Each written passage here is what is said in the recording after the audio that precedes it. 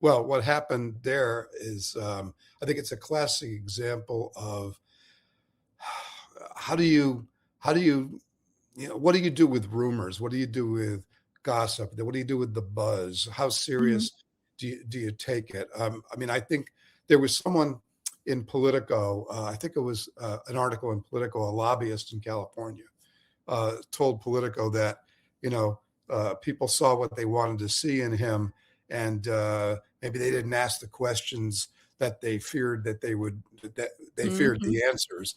But people were asking Swalwell some questions, particularly people who were he was seeking their support in this California gubernatorial bid. They asked him, we know we've heard there's rumors. Are there any truth to the rumors?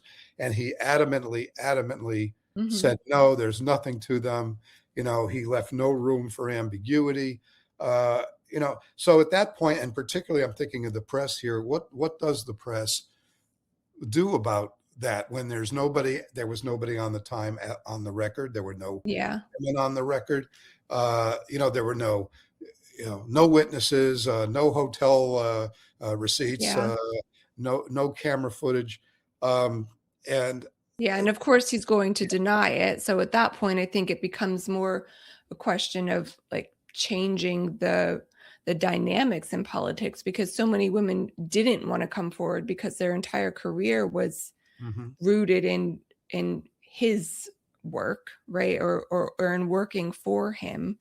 So toppling him as a politician would have or even coming forward might have ruined their own careers. So Well, I that's think what yes, I think that's what stopped a lot of them, and